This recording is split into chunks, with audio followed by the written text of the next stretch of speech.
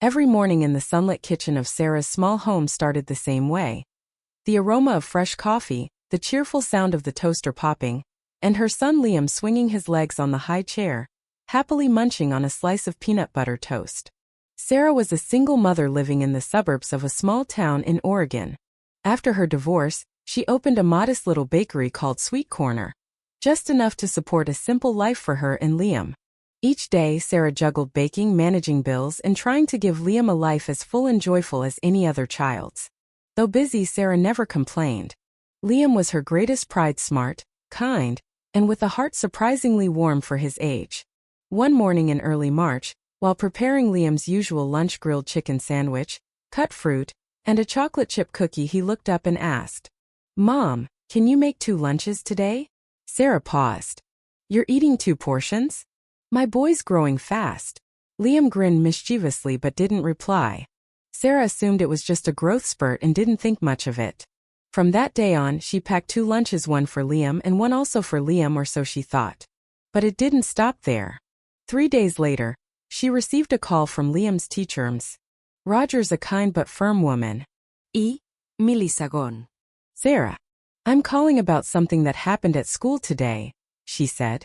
Sarah felt her chest tighten. "Is Liam okay?" "Oh yes. Liam's wonderful. Actually, I'm calling because of something that really touched me. Today, one of our students, Mia, fainted in class. When I asked the children if they had noticed anything, one said Mia often doesn't eat lunch. Then Liam stood up and said, 'She eats with me. I give her the second lunch my mom packs for me.'" Sarah froze. Her hand tightened around the phone.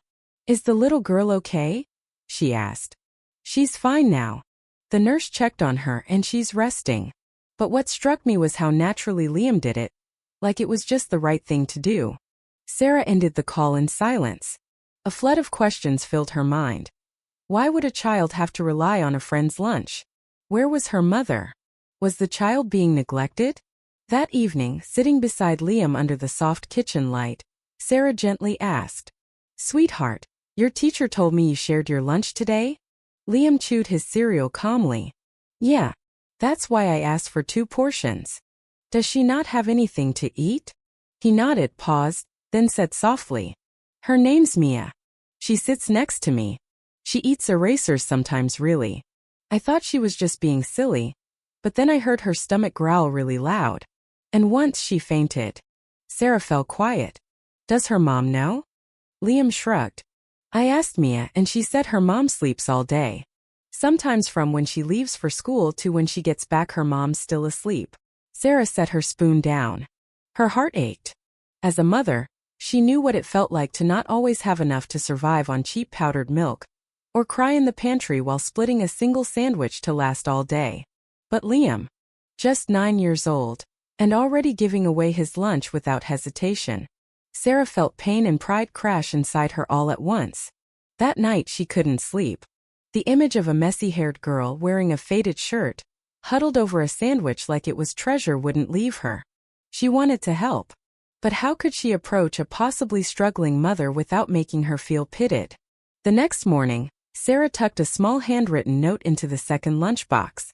"Isuadhart. I'm Liam's mom. If you or your mom ever need anything, I'm here not to judge, just to listen. Just nod, and I'll understand." That afternoon, when picking Liam up from school, she asked, "Did you give Mia the note?" Liam nodded. "Yes. I told her it was from my mom for her mom." She stared at me for a long time, then put the note in her backpack. Sarah smiled, expecting nothing. She knew people don't change or open up because of one note. But it was a beginning. A seed planted even in the hardest soil. 2 days later, while Sarah was baking in the shop, her phone rang. An unknown number. "Hi, is this Liam's mom?" a soft, raspy woman's voice asked. "Yes, this is Sarah." "Who's calling?" "It's Claire, Mia's mother. I found your number in the school contact list. I read your note." Sarah wiped her hands on her apron, her heart thudding. "Thank you for calling. I wasn't sure I should have written that. I just worried about Mia." There was a pause. "Thank you for worrying." The woman's voice was slow, but not cold, as if she was relearning how to speak to someone without shutting down. "Would you like to meet me?" Sarah asked. Just for coffee. Nothing formal. A hesitant breath on the other end. Yes. I think we should. Sarah sat down and ended the call. She looked out the bakery's window and saw Liam drawing in the corner, his face glowing with concentration. A little boy who just wanted to share his lunch and ended up connecting two worlds that might never have met. Sarah thought to herself, maybe just maybe one extra lunchbox is enough to change everything. Saturday afternoons at the Sweet Corner Bakery were usually quiet. The scent of almond and butter floated gently through the air, mingling with soft jazz music playing from a little speaker on the shelf. Today, Sarah had only opened the door halfway. She needed a private space for what might be the most important meeting she'd ever have with a stranger. She wiped down the table in the corner, set out 2 cups of chamomile tea, and a plate of crisp butter cookies. Her heart beat faster than usual, not from fear, but from a mother's intuition telling her this meeting could change more than just a lunchbox. The door opened. A woman stepped inside, thin, pale face, hair tied hastily with a rubber band, cautious eyes. Claire. Sarah stood and smiled gently. The woman gave a slight nod. Sarah. Yes. It's lovely to meet you. Claire didn't extend her hand. She simply sat down, eyes scanning the shop as if gauging threats. Sarah didn't rush her. She knew some people need permission to simply exist in silence before they can be heard. A few minutes later, when the tea had cooled and the cookies had been broken apart on the plate, Claire finally spoke. You really wrote that note just out of concern? Sarah nodded. From what Liam told me, Mia sounded like a child who just needed someone to notice her. Not out of pity, but because she deserves to be asked, are you okay? Claire didn't look at her. She just slowly shook her head. No one's asked me that in years. Silence. Then Claire placed her hands on the table, fingers interlocked. I used to be a nurse.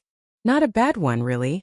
But then my husband Mike died in a car accident on his way home from a night shift. The police said he fell asleep at the wheel. One moment and my whole world collapsed. Sarah's chest tightened. Claire continued, her voice trembling but steady. I couldn't sleep for months. Then I started taking sleeping pills just to make it through the nights.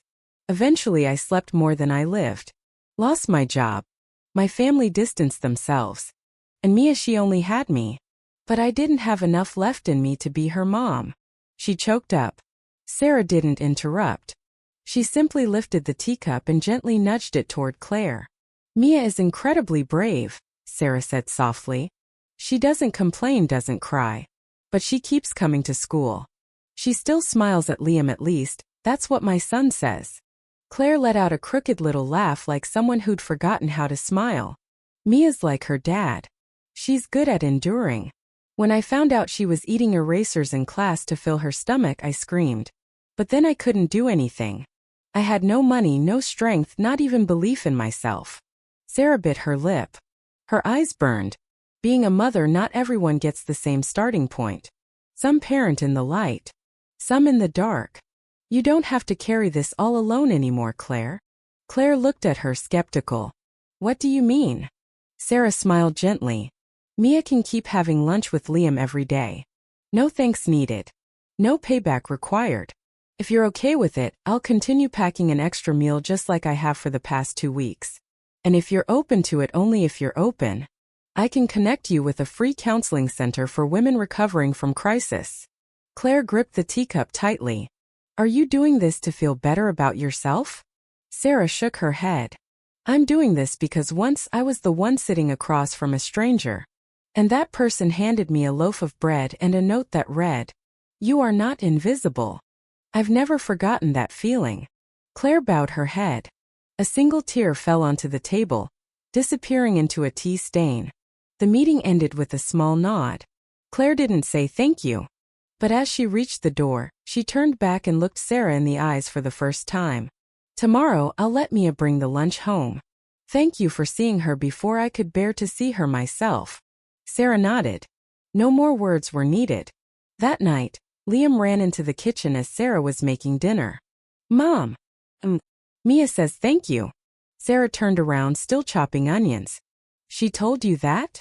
Liam nodded, beaming. She said my mom is the first kind person who ever stepped into her world. Sarah paused. Something warm spread through her chest. Not because of praise, but because she knew. Sometimes a single word or small act can light up an entire child's world. The next morning, Sarah placed a soft slice of banana bread into Mia's lunchbox, along with a neatly folded note. I see you. And I'm here every day. The following week, every day, Liam came home with little updates about Mia. Today Mia laughed while reading comics. Today Mia asked if I wanted to play Legos. Today Mia said, "This was the first time I wasn't hungry in class." Sarah quietly recorded each line in a small leather notebook.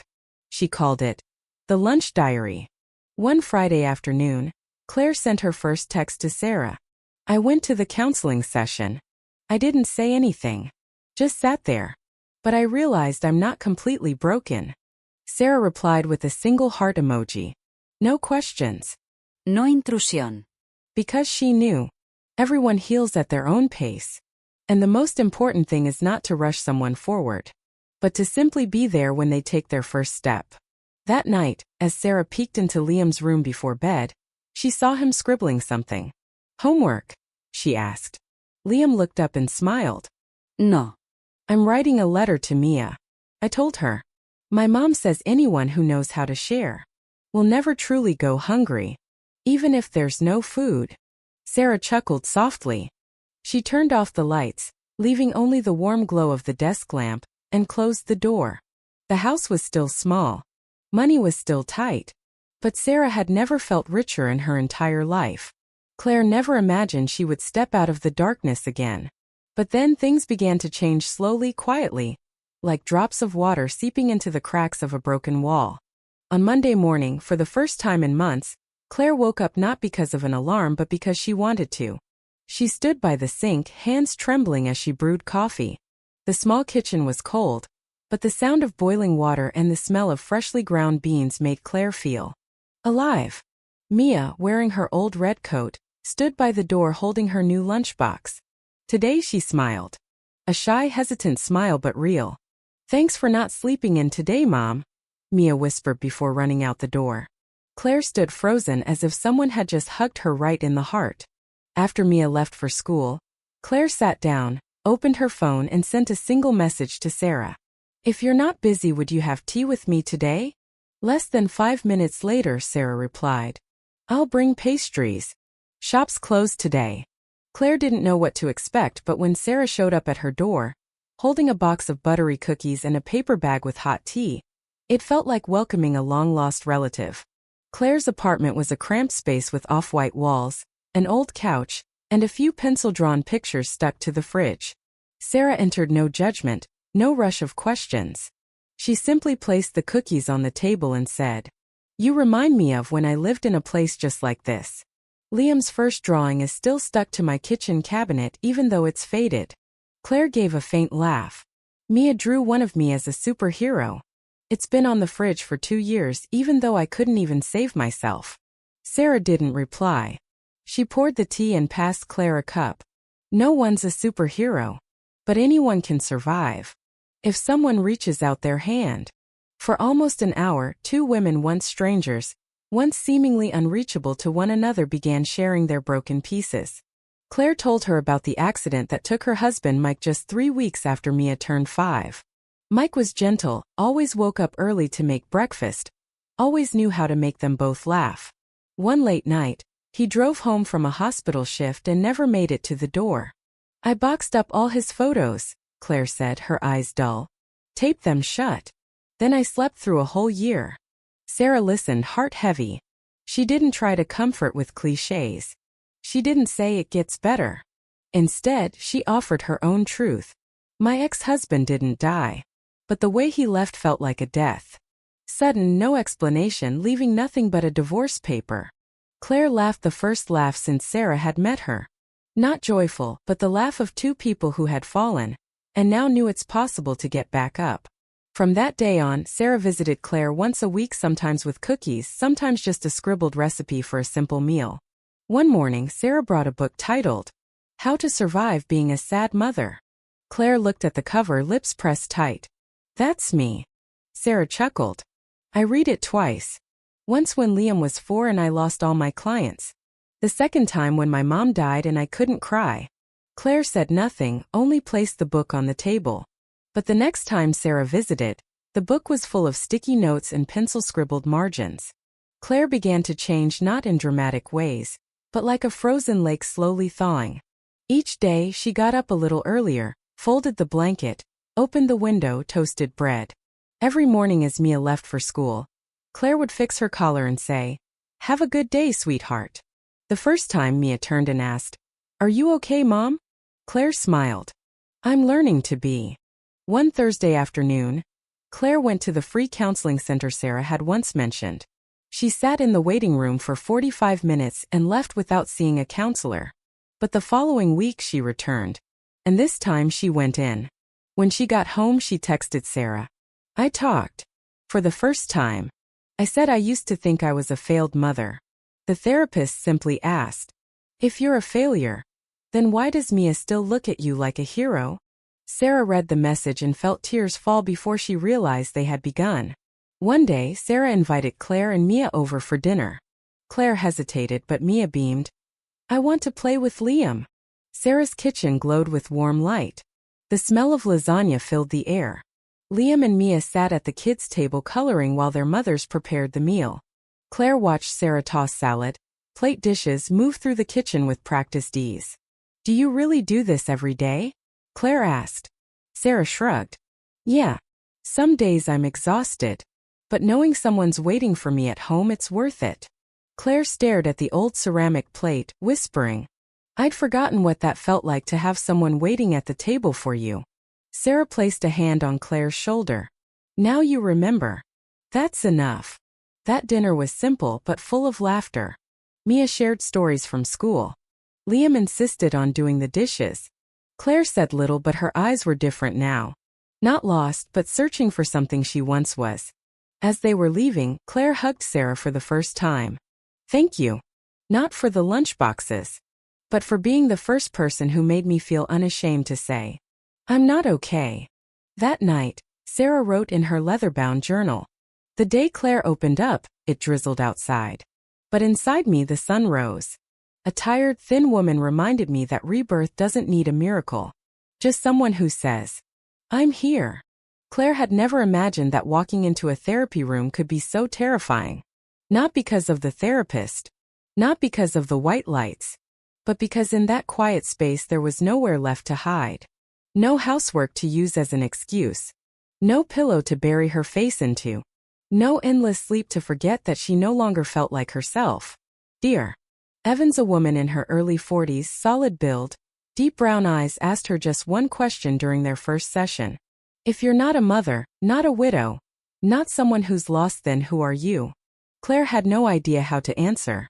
She had never thought of herself as anything beyond those labels. Week by week, Claire sat on the soft fabric chair, shoulders hunched, twisting a rubber band in her fingers as if letting go might let emotions flood the room. She told the story of Mike. The whole story. Their first date at an old bookstore.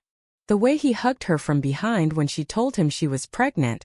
And the last night when he left for his shift, smiling and saying, "I'll be home early tomorrow, let's make toast." He never came back. Claire once thought she was just sad. But Evans helped her name it for what it truly was. Complex post-traumatic depression. Not weakness but a psychological injury left untreated for too long. "You've been trying to live as if you're not broken," Evans said. "But cracks don't disappear just because we ignore them." When Claire started taking prescribed medication and journaling every morning, something strange began to happen.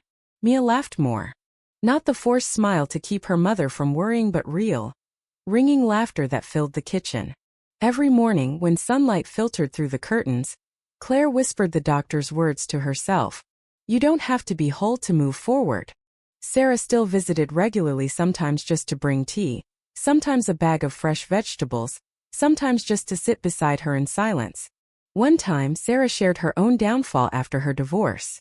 "There was a night I sat on the kitchen floor, eating leftover cookies from a customer because there was nothing else. Liam was 3. He kept offering me his own crackers and saying, You eat, Mommy.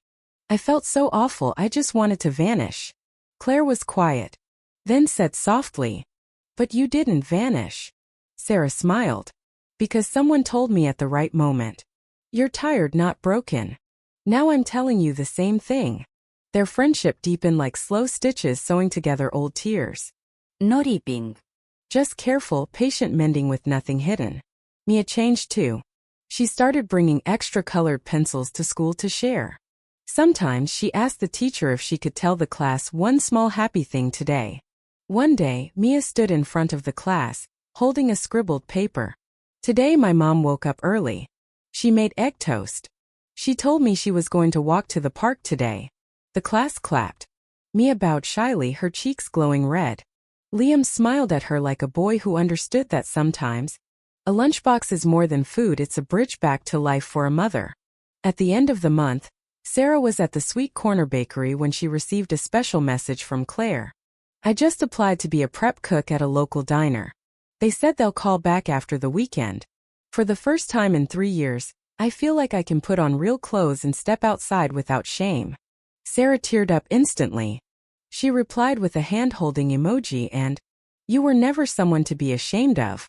You just needed someone to remind you of that. That Sunday morning, Sarah invited Claire and Mia over for breakfast. She made pancakes, set out fresh fruit, brewed rich coffee. Mia and Liam folded paper cranes together at the kids' table. When Claire stepped into the kitchen, her eyes welled with tears. Sarah, I used to think I didn't deserve to sit at a table like this. Where people talk, laugh, where there's the smell of cinnamon and honey. Sarah pulled out a chair. You don't have to deserve it. You just have to want it. During breakfast, Mia tugged on her mother's sleeve and whispered, I love this house. Can we make our house feel like this too? Claire looked at her daughter, then at Sarah. The woman she once thought was just another mom. Now the very anchor for both of them. We will. Together, she replied. That afternoon Mia drew a picture. Liam and Mia eating lunch. Behind them 2 moms smiling at each other. Above them in crooked, heartfelt letters. Lunch isn't just for your stomach, it's for your heart. Claire stuck the drawing on the fridge. Every morning, she glanced at it while brewing coffee. As a reminder, she was still here. And she was coming back. On Monday, Mia walked into class bright-eyed. Liam waved and held up a new pack of crayons. I brought 2, one for you. Mia grinned. Next time I'll bring 2 cookies, okay? Lunch continued, but now it was no longer charity. It was sharing. Not rescue but friendship. That night, Claire wrote in Dr. Evans' journal. I still sleep a lot. But now I sleep because I'm tired, not because I'm hiding. I'm still afraid of failing. But I'm no longer afraid of myself. And I've relearned how to make breakfast. I think that's a sign of life. On Saturday evening, Sarah set out 2 extra chairs at the dinner table, something she hadn't done in years. When Liam was little, their dining table used to seat 6. Her ex-husband, Liam, her mother, and 2 close friends who visited every weekend. But after the divorce, her mother's passing, and her friends moving away, the table slowly shrank down to just a place for 2, and the extra chairs gathered dust in the corner. Tonight, Sarah wiped off the dust and returned them to their old spots. Claire and Mia arrived earlier than expected. Claire wore a simple green dress, her hair neatly tied back. Mia skipped in, clutching a tiny bouquet of wildflowers. My mom and I picked them at the park. Mia beamed. Sarah knelt to accept the bouquet like it was a priceless gift. They're the most beautiful flowers I've ever seen.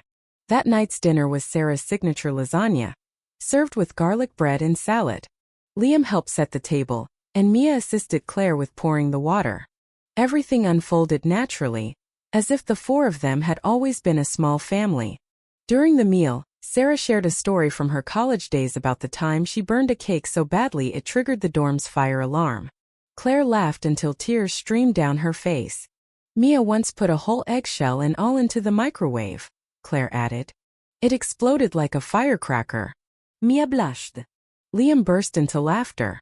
You're a mad scientist. Sarah realized then.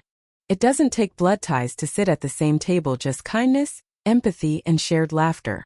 After dinner, Liam and Mia headed to the living room to draw. While the 2 mothers lingered over cups of tea, Claire gazed at the bright kitchen, the soft yellow tablecloth, and the warm light casting a glow over Sarah's face. You know, Claire began softly, I used to wish someone would invite me to a dinner like this. Sarah smiled gently. And now that wish has come true. Claire gripped her teacup lightly. I used to believe I didn't deserve a seat in a kitchen with lights on. Sarah didn't answer right away. She simply placed her hand palm down on the table, open, inviting. Claire set her own hand atop it, not tightly, not shakily, like someone finally ready to touch warmth after too much cold. When Mia and Liam ran over to show off their latest drawing, the four of them eating dessert, with a lazy cat sprawled on the windowsill, Claire chuckled. Where'd this cat come from? Mia winked. I imagined it. I think Miss Sarah's house needs a chubby cat. Agreed, Sarah laughed. But only if you visit every week to keep it from eating all the cookies. Before leaving, Claire paused at the door, looking at Sarah for a long moment. Thank you for giving me a seat, not just at the table, but in a part of life I thought was closed to me. Sarah gently squeezed her hand. You don't need to knock, Claire. You're already a part of it. A week later, at the year-end parent assembly, Ms. Rogers announced a special project. Each student would present a short story titled One Small Act That Changed My World. Liam and Mia volunteered to go first. Sarah and Claire sat in the parents' row, hearts pounding as if they were the ones giving a presentation. On the small classroom stage, Liam began. My name is Liam. This is my friend Mia. We want to tell a story about a lunchbox. Mia followed, her voice slightly shaky but clear. At first, I didn't have lunch. I thought my friend ate too because he was really hungry. But then he gave me one and said, my mom made extra. You can have it. Rogers smiled.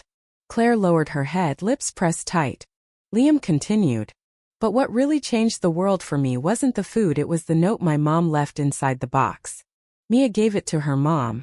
And her mom called mine. Mia nodded. And then my mom started waking up early. She started smiling. She started coming back to life. The room fell silent. A teacher assistant in the corner wiped away a tear. Mia closed with, lunch isn't just to fill your stomach. It's how one mom helped another mom stand back up. Applause erupted. Roger stood and said with a choked voice, thank you, both of you. You've shown us that kindness doesn't have to be grand. It just has to be right on time. That night, Sarah and Claire sat side by side on the porch. Summer had arrived. The breeze was soft, and the smell of freshly cut grass lingered in the air. Claire said, I probably haven't said it enough, but you saved me. Sarah shook her head gently. It wasn't me. You chose to come back. I just offered a hand when you fell. Claire smiled. And I chose to take it. Liam and Mia sat on the steps, whispering plans about one day adopting a chubby cat. Sarah overheard Liam say, when we grow up, let's open a restaurant called Two Portions. One to sell and one to give. Sarah turned to Claire. Sounds like a good investment idea, doesn't it? Claire laughed. We'll be the first shareholders. 1 week after Liam and Mia's moving classroom presentation, something unexpected happened. A video of their talk recorded and shared by another parent went viral on social media. Within just 2 days, hundreds of comments poured in. I cried when the little girl said, my mom started coming back to life. I was that mother once. Thank you for giving me hope. We need more kids like Liam and more moms like Sarah. Sarah wasn't sure whether to be happy or worried. She had never imagined that a lunchbox and a handwritten note could spark such a powerful emotional wave. Liam's school quickly responded. Principal Mrs. Conway, a strong, compassionate woman, called an emergency meeting with teachers and parents. We can't change the entire world, she said, but we can start with a lunchbox. And so the second lunch program was born. The idea was simple. Any parent who could and wanted to would prepare one extra lunch each day. These meals would be placed in individual containers and stored in a shared school refrigerator. Any student could take one whenever they needed, no names, no permission, no shame. No one would be called poor. No one would have to ask. No one would have to hide gum in their desk again. On the first day, there were 6 extra lunches. By day 3, there were 24. A week later, Students from the oldest to the youngest were voluntarily bringing extra snacks and sharing meals from home. One first grader taped a handwritten note to a cookie box. For whoever's tummy is growling. Sarah stood in the corner, watching the refrigerator fill up with lunchboxes. Her eyes stung. She remembered the first time Liam asked her to make 2 lunches and how she'd simply thought he was just extra hungry. Local newspapers picked up the story. A TV station came to interview Liam and Mia. When asked, Liam simply said, "I didn't think about it much. I just thought if my tummy's full and yours isn't, we should share." Mia added, "And if your mom's sad, giving her a note is just something normal to do. Simple, honest, unpolished." But it touched thousands of hearts. Claire now had a part-time job at a nearby cafe. She still attended weekly therapy sessions, and had even started volunteering to support other single mothers in her peer group. One afternoon she said to Sarah, "You know, there was a time I thought that if I disappeared no one would notice. But now I know if I'm not there, Mia won't have anyone to walk her to school. And maybe another mom won't hear my story and she'll keep silently breaking." Sarah smiled. "And that's why you have to eat breakfast every day." Claire nodded. "And stop by your house every week." Mia and Liam became something of a legend at school. Not because they were the best students or the most popular, but because they were the first to arrive every morning, helping the cafeteria lady organize the second lunchboxes. One day Mia asked, "Miss Sarah, when I grow up and become a teacher, can I bring food for my students?" Sarah hugged the girl tightly. "You can do anything as long as your heart stays like it is right now." On the last day of school, the school held a special ceremony to honor the second lunch program. Principal Conway took the stage and called up Sarah, Claire, Liam, and Mia. Before the entire school, she said, "We live in a world where everyone is rushed, and everyone is worried.